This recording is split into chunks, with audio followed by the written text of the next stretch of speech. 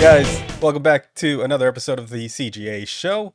This would be episode 6. If you haven't caught the last few episodes, they should be somewhere up here. And yeah, I mean, by now, the rules are pretty clear on the show. I think, I hope. But for you audio listeners, won't be able to see this, but if you go onto our YouTube, you might. There's a little dice roller that we use, free dice roller, which will pick who gets to talk today. And after that, there's going to be a little spinny wheel that's going to pick what they talk about. So, since last time it was Dom who did the episode, Dom, Yes. you pick last today. So, Okay. Bella, you were the last person to speak. So Yes. so you pick first. I'll Been a go while. second. Okay. I'm going to choose 43. 43? Okay. Okay. I'm going to choose 68. 68, man. Okay. Real close. Which direction do I go in now? Okay. Low or high? Low or high? Yeah. Oh, should I take the high road? Audio listener, just for context, 20-sided die, 5 of them. So Yeah. You know what? I'm gonna be an asshole. Okay. 100. All right. You know what? That's fair. You spoke last. You spoke last time. Yeah. I mean, yeah. it could. Okay, Dude, we it can could be accept 99. It could literally be 99. I could be the asshole, Yeah. and it could be like, you know what? For being an asshole, 99. Yeah, but Let's see. well, the number is definitely Noah speaking today. It's 46. So Oh, God. I swear to Wow. God, Noah has a radar for whatever the number's going to be. well, Must. that's why I made him go first. Yep. It happened. It's been every episode. The number I say is so close. It's so to close. It's always the case. Always very close. I swear to God, Noah, lottery, play it, please. Yeah. We just need to get to a casino and finally just put everything on black. All right. Well, this show is 100% cursed because each of us have only ever spoken about the same things ever. Well, except Dom when he retconned his. Yeah, I vetoed my own rule. Yeah. So Noah, you get to speak on gaming again today. Oh, Wow. Okay. Okay. Sweet. All right. Go for it. So gaming. Mm. I gotta. You know what? I think probably the one I'm going to go for.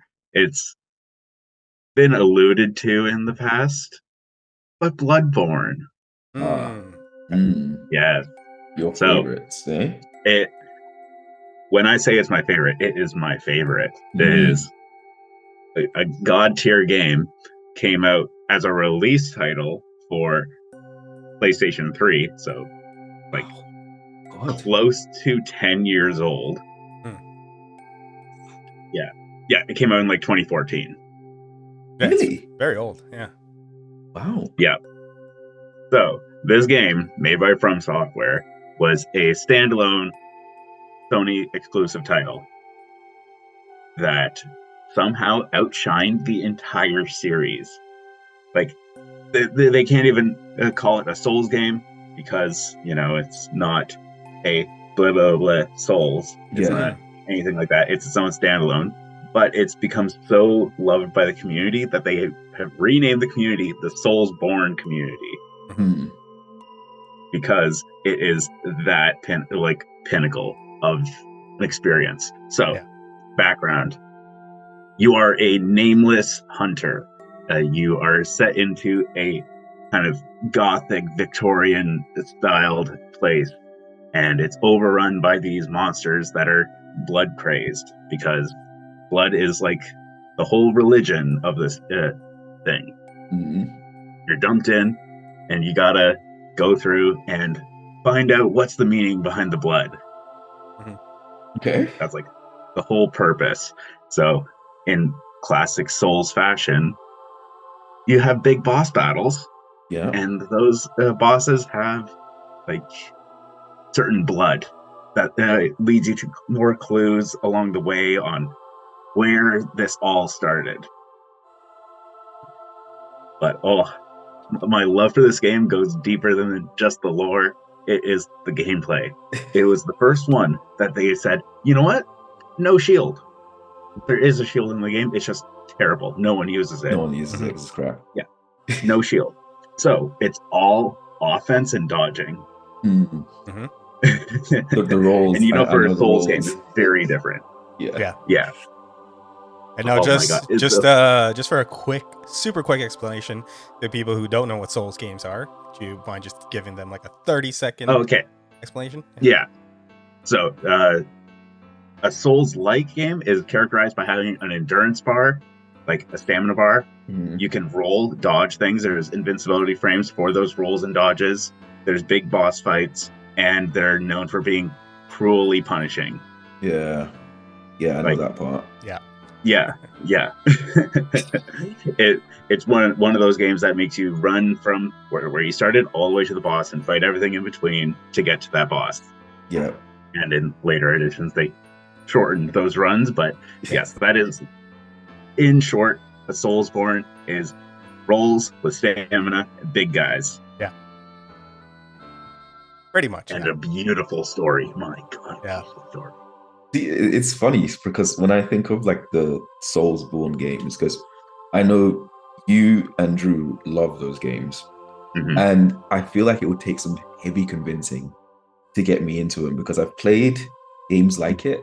Like I think there's a recent one, is it Wulong or something that has a similar Wulong. type? It's I Yeah. played something like that, and I just find it, I don't understand the fun in the punishment. Like I get it, like it's difficult, and like when you get over that hurdle of repeatedly being killed. Like I had to say repeatedly a few times, because it's not like once or twice you die. No. You die more times than you're actually alive for. Like you're playing a lot long. Like you die, and then it's like, oh, now I know there's a creature in this little corner that will kill me. So now I know to go. Like you're basically playing like re-zero the game, right? Like it's true. Right. Every boss in the game dies once, and they'll almost die multiple times. Yeah, exactly. There'll never be a run where unless you're really, really good, there'll never really be a run where you kill the boss more than they kill you. So right, because then you'd be the boss, right? Right. The best feeling in any of these games is when you become that badass. Yeah, it's true. Is there is there learning? I've only beaten the game Bloodborne maybe 3 or 4 times, but I have played the first half of it so many times. I can play up until the 5th boss without going back and leveling up. So without getting any of your healing items, without any of that, just straight 1 health bar, nothing. Yeah. So I'm going through Cleric Feast, Gascoigne, Vicar Amelia, and getting all the way to the old church. Like a solid what should take 8 hours of gameplay, I can do without getting your starting gun, without getting your starting weapon, or anything. That's soul level 1, no items, all the way through. And I think one thing that really needs to be highlighted here is the fact that a game like Wulong, right? The reason I think it's not that it's not a fun game, but the reason it's a lot more frustrating than the Soulsborne games is the precision of the actual game itself. So it's like when I played Wulong, I hated it because it's not that it's not fun, it's just that the hitboxes are not, it's not as clean as some of the actually most, if not all, the Soulsborne games. Like I think from Dark Souls 3 and beyond, just the precision of the hitboxes, the dodging, the invincibility frames, everything is just so precise. In Elden Ring, it's like perfect, and Bloodborne's way above Wulong in that aspect. So I think that also has to play a factor in it as well. I mean, it's still a really hard game, but it's got probably the best first boss in any of the Souls games. I agree. Father Gascoigne. Yeah. My God, that guy will show you what you are supposed to do with the game. Yeah. You go into it, it's like, oh, la-di-da. No. He is telegraphing all of your hits. He's doing things. He's doing everything. He has phases in it. And you have to have searched the entire map to get your advantages and know what you need to do. Because all of a sudden, you are just thrown into this, like, okay, yeah, it's just a guy. He just has an axe and a shotgun. Okay, I can do this. Meanwhile, you go for a hit, he parries you. Yeah. Takes out 3/4 of your health. Oh man, it's bringing back so much memories right now. I remember the first time playing it, him just bodying me, and I'm like, what am I doing wrong? Yeah. The Yeah. hit just Like, keeps bodying you. Yeah. See, this is where for me it'd be difficult, because I'd get to this point where I'm like, this is the first boss, right? First Like, boss. Yeah.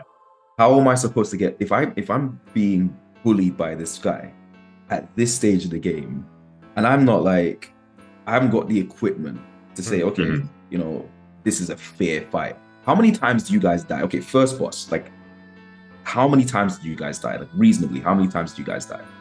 On first playthrough, never got. I probably died about 10 times before getting him. Yeah, 10 times. I'd have to be honest, like about 15 was my max, and that was for Liza P, because I had no idea what this clown was like telegraphing. It's literally a clown, not calling the boss the clown, but yeah, about 10 to 15. See, I don't know, man. I don't know if I can get into double digits of dying before I continue playing. Like, at that point, I think I would lose interest, because I'm like, isn't it just like, it's. And even on my first kill, I had to kill him with items, and I felt so ashamed. Yeah. I'm like, I'm not gonna bring in summons, but I'm like, oh, they gave me 10 firebombs right before. Okay, I'll just chuck these, and then all of a sudden, I'm like, I feel dirty. Win's a win, man. A win's a win. A win's a win. It is what it is. Yeah, and then so I don't think it's spoiling it, but the boss fight has many different ways you can go about doing it. So, you know, there's, because he's a hunter, but he's also very close to transitioning into a monster. Okay. No, explain the hunter bit before you go into the boss. So hunters, they've been charged by the healing church to go and clear out the streets of all these monsters. But the more they kill, the closer to the blood that they get, they can turn into these monsters. Okay. So everyone hates the hunters because they are just part of the solution, but leading to the bigger problem. So, like witches, basically. Yeah. If witchers could become dragons in the end, you know, type of deal. That sounds kind of cool. Yeah. So, there's this big adage, and it's like, fear the old blood. So, because all the hunters, they are given this ability through the blood. They have to have imbibed in the blood to be able to use all these powers and things. And then they go through and it's like, okay, no, you might end up going crazy and becoming one of these monsters. So Father Gascoigne, he's very close to this transition. There's a side quest in it where you can find, I believe it's like a locket or something for this little girl. And it's like, oh yeah, here. You find it on the corpse of her dead sister. You know, and you give it to her, and she's like, oh, thank you for finding this for me. And then she gives you a music box. You can then take this music box into the boss fight and use it, and it sparks a memory in Gascoigne's head, and he starts going insane. You have a couple of seconds that you can, you know, exploit this for a hit, but then he turns into a werewolf. Okay.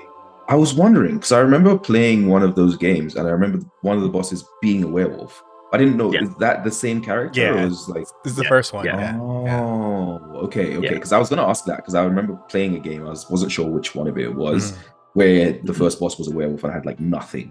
And I was like, am I supposed to win this, or is this one of those, you get killed and it's like, hey, by the way, dying is normal here. So here's like the actual start of the game. Yeah. But I heard that you can actually beat him, as like you can beat him even though he's like severely outclassing you. You can still win. Yeah. Somehow. So that boss fight is the one that kind of teaches you can actually parry anything in the game.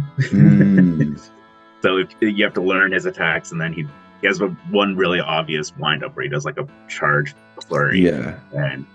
But there's two different weapons that you can parry with. There's the blunderbuss or the pistol. Pistol has to be a pixel perfect parry. Blunderbuss, you have a bit of a window that you can work with it. So if you ended up taking, you know, the pistol, which you probably would have as your starting one, unless you're good, you're going to be screwed. Yeah. Yeah. Yeah. So, like my brother, for instance, he likes fighting Gascoigne in pure human form. He doesn't like to turn him into werewolf. I'm like, okay, cool. I'm a little scared of that double-handed hunter axe that he swings around all through the arena and can do complete reversals, like Monster Hunter reversals on it. Yeah. So you'll be, rolling behind him, and then he just does a reversal, hits you behind him. Yeah. He's just what you're supposed to be at the end of the game, but you fight him in the beginning. I'm like, this just sounds like, like how you have a player character, and then like some games will give you a boss that's basically you, and it's the most unfair thing ever, and you're like, I kind of empathize for my enemies right now, because this is what it's like to fight me in the game. It's not fair. Like, it's not fair to be me. Yeah, so that's like the gameplay, but then getting to the lore part of it, the whole idea is that you're trying to figure out the whole, like, the blood. What is it? It's like, well, you learn that it's controlled by an eldritch horror. So you got like some cosmic horror going on, and it was bestowed upon this area, and then it was just like a way for them to get control over the humans, and you're having to fight aliens and these distorted, deformed humans that turned into like dog werewolf hybrids, and then there's like literal vampires. It's just so freaking cool. And on that, sorry, go ahead. I was gonna say, like, okay, yeah, so like the hub world, like the hub area where you go to everything, it's called the Hunter's Dream. You find out the reason for the Hunter's Dream later, because all this is happening inside of the mind of the old hunter. So he's living through his experiences through you, but then you have to challenge that by challenging his own mind. It's like a story forming in your own head, but the story is writing itself. Wait, is it like that film with Leonardo DiCaprio, the one with the Inception, that one? Yeah, it's like that, but just monsters. A little bit. If the dream could end up taking you out too. Okay. It's like, if you die in the dream, you die in real life. It's like that. Well, multiple times in the dream, I guess. A little bit in the dream. You have to like challenge yourself in like a badass duel, but yes. It reminds me a lot of like an adult version of Inkheart. I don't know if you guys ever read that book. Oh, a long time ago. Yeah. It's like, you know how he fights his own creations, but he's writing the story as it's going along. Yeah, something like that. Didn't they have a film about that? They did. They did. Yeah. And also, just to underline, it still has some of the best PvP of any Soulsborne game. Yeah, still. I agree. Came out 10 years ago. Still an amazing PvP experience. And guess what? It's my favorite game. I've never played the DLC, which I've heard is the best DLC of any Souls game. So the PvP in that game, that's forced PvP, right? Where basically people just like invade your world or something? You have to invite it. Ah, okay. So that's not too bad. Because I think, like when I played Wulong, it was like people just show up in your world and like attack you, which I like. There are certain areas that are with like covenants and stuff that they will invade you, but otherwise you have to invite the invasions in. Okay, that's not too bad then. Yeah, it's not like the main series games where they just show up. And they'll fuck you up. So. Yeah. Like, it has enough to make it distinct from Dark Souls to be its own thing. And everyone wants a number 2 because they've set it up so that it can literally happen in any of these kingdoms. It all has to happen within some dude's mind. And that is so cool. It's got the best gameplay. Do you think they would have Bloodborne in Elden Ring? Because they probably could. Yeah, because a lot of the Elden Ring stuff seems so similar to all the other Dark Souls stuff, like story-wise. I mean, so I wonder if, like you said, what if they just pick a dude, an old hunter of sorts, in Elden Ring, and there's Bloodborne too. Bro, that'd be nice, but Like, also, just on a performance scale, the game is locked at 40 frames per second, but you can never tell it was. So it can run on the base PS3 and be still amazing. Like, what it underperforms in performance, it shows up in like all the ways that they animate it to make it look good. It's really amazing how they harness that capability of the machine, but have it at like a cap that's much lower than everyone's expecting. Like, if you're playing a game, you only get 40 frames, you'd be like, oh, this is laggy. Yeah. But this is like, oh, smooth. It's going crisp. And it's like, oh. Yeah. So on to like reviews. I can't say it's a perfect game. It came out 10 years ago. There's things that it can improve. Yeah. It's got to be a 9 for me, though. Like, a solid 9. Okay. On your this is on our on scale? the logarithmic scale. Yeah, that's high. So it's high. 300 times better than a 6. Okay. Right. Like, okay. That's a. I mean, it's you don't a game that I've replayed probably over 100 times. You don't need to convince me. I think it's more so you need to convince him. Yeah. To be fair, I feel like the people who love those sorts of games love those sorts of games. Like, it's really. I concur. You know what I mean? Like, if it's not your style, it'd be very difficult to convince. Because, like, for me, like I said, like, I don't find enjoyment in that, that rinse and repeat, die, continue, die, continue, die, continue. So, like, I know that there is a level of achievement in that where you say, okay, I finally, like, it's been hella frustrating, and I finally conquered it, and I've got good. I get that. That's the whole thing of the community, is the get good. Get good, right? Once you get good, it's amazing. It's amazing for you. And I'm like, I will never get good. I just won't. Because you know what? Like, for me, it's just, I'd rather just slap on an RPG and just like be cool and have my nice little chill time and just build my character than literally break my controller in half, because I have anger issues when it comes to gaming. You know this, Drew. You know I have problems when it comes to playing games that frustrate me, which is why I play games that are chill. Very true. I've literally stopped playing first-person shooters for this exact reason, because I used to, I would be the person who bullies the 13-year-old. I would be that person. Yeah. So I don't want to be that person anymore. So games like that, I just can't. I understand it because I've seen the reviews and I know everybody raves about them. It's just not my cup of tea. It just isn't. All right, Noah, back to you. You have to convince him. I'm already convinced. So you're like, I'm convinced. Okay. I mean, I've already played. I'll play it again right now while you guys are talking.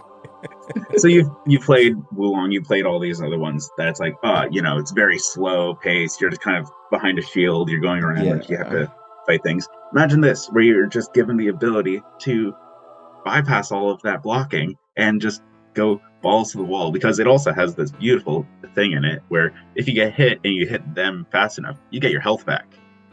Oh, okay. So it's okay. It encourages you to be aggressive. I don't mind that, because like when I play, oftentimes if I'm playing games like that, like I generally just want to hit. Not that like the shield part, great, parrying, great, but it's like, okay, Drew, you know how like there was a time when I was like stuck on For Honor, right? And that's all I was playing. Favorite character, Orochi. Why? He's literally all about like offense. So like parrying and shit. If you get your parrying down on Orochi, it is like the most fun class to play, because like it was just you literally like just be this little ninja and you're just like running around. You're just like ching ching ching ching ching ching. Perfect, right? Yeah, so I've seen you play the character. Yeah, that's literally like my top character that I usually have is Orochi. But so I can get behind aggressive gameplay when it comes to that, but I feel like there's still going to be bosses where no matter how aggressive you are, there's going to be some phase or some element where you have to be defensive and you have to take a step back and you have to be like, I can't go. Well, it's not even really the case, because for every boss, there's an in-game item or thing that you can do to make it easier for yourself. Okay. It's like okay, this boss is weak to fire, so here's like a firebomb or whatever, or this one's weak to Yeah. ice. Get this item. Yeah, there's things like that, or there's even just like, oh, you saved this one person in a side quest. They'll be in the boss arena debuffing the boss for the entire time because you did this one thing that helped you out. Yeah. Okay, so it's like it rewards you going out and doing like little side quests and stuff to actually before you just run and gun straight to the boss. Exactly. Okay. Yeah, and there's also these there's like summons that aren't people to help you with the bosses if you do certain interactions with them. So if you talk to them, they can be outside the boss room, and usually they're all really tanky or they're like super range based, like sorcerers. Okay. So yeah, there's literally a boss in it where you get like this witch who will show up with you, and you can just run around the entire time, and she does enough damage to be able to take him out. Take him out? Yeah. I'm not gonna lie, like, I'm not above cheesing. I will cheese. Oh no, I embrace the cheese. Yeah, embrace the cheese. Because also in this one, you're not capped at how many items you can have. It's like 99 is like the cap, where you might only be able to have like 20 firebombs, something like that, but it's a really high number. It's enough so that you could literally just spam an item for the entire boss fight and kill it with it. Okay, that's good, I guess. Yeah. Because legit, I wouldn't care if I got through the whole game in cheesing. Yeah. Like I know some people would like look down on you, be like, you're not good, but I wouldn't care. Another bonus, you can get a cannon for an arm. Oh yeah, okay. I was gonna ask actually. So Bloodborne, is this one mostly firearms? Like there's not really... So that's firearms are the main way of parrying. Yeah, the only other way to parry is with magic items. Okay, so you don't really have like swords and stuff in this one. Oh no, you do. Okay, so you do. Okay. All of the weapons are what are called trick weapons. So they're in one form, but then they can switch into another one, kind of like the switch axe in Monster Hunter. Okay, that's cool. Yeah. So there's like a cane that is like a short sword, but then it can switch into a whip that you can do like crowd control with. Okay. There's a one-handed axe that can split into a two-handed axe. Okay. There's a sword that can switch into a great hammer. It's my favorite. How? I'm just trying to just hold the great hammer part on your back and you click it in. Yeah, it's like okay. I was like, how does that make sense? I'm like, sword does not expand into a hammer. Awesome. Yeah. Okay. Yeah. That makes sense then. Okay. Yeah. And there's like, for instance, there's an entire the torture weapon, the breaking wheel. Mm-hmm. Yeah. So you can get that. So it's like a wheel that you would put someone on, and you can like crank, kind of like crank, and then it just breaks bones, like contorts them all. It's like a bone crusher. So you can get that as a weapon, and then just use that, and you like charge it up, and then you can hit people with it. It's great. It's great. Hitting people with torture devices, yeah. You can beat people with torture devices, and like when I say Eldritch Horror, you can literally get an item that turns your arm into like a Cthulhu arm that can hit guys through walls and stuff. Yeah. Okay. Like there's an ultimate cheese one called the Executioner Gauntlet that it just sends up these homing skulls that attack your enemies. Oh, so it interrupts them. Yeah, and it does great damage. Okay. Yeah. Now once I get my hands on those things, then I'm not letting that go. Like it's one of the ones that actually makes it viable to do any game style of play. Like, I want to be this like kooky dude who only goes around using alien things. You can do that. I want to be a naked with a spear. I've seen that because I think in the Elden Ring there's like this dude who's like naked but with like a bucket on his head or something. Yeah, I don't know. Right, him. Yeah. I've seen it, and I'm like, honestly, like I'm not into that kind of game, but like at the same time, I'm like, it's hella impressive because I know that's like a tough boss, and to be fighting her naked with a bucket on your head, that's impressive. I'm sorry. Yeah. Like, he good. He is very good. Yeah. But I find that so I'm assuming that in the game, as with most games, that there's typically like a meta kind of play style. So do you find that when you play, you actually try to play out different types or styles, or you always kind of fall back to the same play style? just because I always do the start where I don't grab anything, I always start with Saw Spear, and that weapon can take you through the entire game. Like it can do it, but sometimes I'll switch it up and be like, okay, I want to try this out. I want to try that out because there are things that you can change all your stats in the game. Like you can change it up if you want to change your build in the game. And I didn't even mention there's the Chalice dungeons, which is in a completely randomized dungeon generator. You can find bonuses and boosts for all of your items. Okay. It's like, infinite replayability. They only just mapped the last one last year. So it took them 10 years to find all of the dungeons in. Are you serious? Yeah. Wow. Yeah. I mean, what's the need for a DLC? Right. If people are still playing that one and only just finding things out, like yeah. But no, seriously, From Software, I want the DLC. So does Noah. So does Dom, I think. Sure. Yeah. I want it for you guys. I want you guys to have it. Thank you. Like, it is the love child of From Software. It's like all of the story that you love, because you would probably think the story is great because it's literally just like, oh, Eldritch horror, Victorian England, like it's so cool. Just straight up HP Lovecraft. Yeah, I think not. I shouldn't be helping Noah convince you, but I do think that the game doesn't really have a meta. So if you're looking for like a specific play style that just works throughout the entire game, that's the only thing you need to use. Sure, there are some that online might say it's great, but I think the ability to have like so many different builds, like he hinted on, right? On top of which, the great thing about all of the From Software games is that they often take something great from their story. So a great kingdom, a great hero, or whatever, a great god or religion, right? And then they break it, they destroy it, and then they show you the remnants of that, and then they throw you into it, and they're like, you're gonna play in between their greatness and their downfall. And so I think the way they do storytelling and then immersing you in it, it's just, I know in the beginning of the game it'll be very difficult, but Bloodborne is a great entry into the Soulsborne series, just because I think it's a lot faster. And like, and I do have to mention that fight against Gaspoint is the hardest fight you'll have in the entire game, because after you can beat him, you can beat everyone. I feel like the very next boss. Ceiling. Yeah.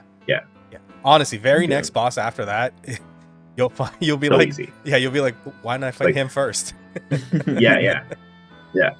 Like, it sets you up to give you the skills that you need to play for the rest of the game, and once you can do that, you can do everything in the game. Yeah. Okay. Basically, you're saying I need to get over the hurdle. Just try the hurdle, get over him, and then I'll enjoy the rest of the game. And it teaches you there's things in the game that'll help you get through that hurdle. You don't have to do it by yourself. Whereas in the first 3 Dark Souls games, good luck. Yeah. No, also, it's got more overt storytelling. It's got more overt storytelling than the Souls games. Like Souls games, it's all in the item descriptions. This one, it'll actually tell you. Oh, okay, yeah. Okay. So you don't have to sit there with a lore book to see what the story is. They'll tell you what the story is. Yeah. Okay. So Dom, what would be your score out of 10 for you to try the game? Play the game. Yeah, what's your tryability rank? Tryability rank? Using our same scale. What was it before when he was talking? Okay, so after? Before, like, legit, like, Soulsborne games have like not been my thing. So like you'd be talking like 2s and 3s in terms of me picking up a game like that and playing it and enjoying it. Fair enough. So like, but I mean, listening to it and I've seen gameplay like of Elden Ring and that sort of things. I understand that there's an appeal, and it's just really getting over that kind of, not enjoying the dying part. I would bump it up to like 4. That's not bad. Okay. Two whole scores. I'll take that. Yeah. We'll take it. All right. And that's high for me, but yeah. That is great. I'll accept it. it isn't everyone's cup of tea, but is the most approachable, even more approachable than Elden Ring, which they say is the most approachable. Yeah. Okay. Also cheap. It's on PS3, and is it on? It's not on Game Pass, right? No, it's not on Xbox at all. It's a PlayStation exclusive. Oh, it's PlayStation exclusive still? Yeah. Oh, okay. Yeah, it doesn't have a PC port at all. Yeah. Not even PC. Wow. No. Wait, so Everyone's been wanting one. My PS4 for that. Well, I mean, like one day when we buy a PS5 Plus or whatever it comes out, the PS5 Pro that exists in the future. you can definitely probably play it backwards compatible. At that point. I have the disc, so I'll let you borrow it. Okay. Yeah. Okay. All right. Well, yeah. So you heard it here. It was a 9. Would you say 9? 9 out of 10? He said 9.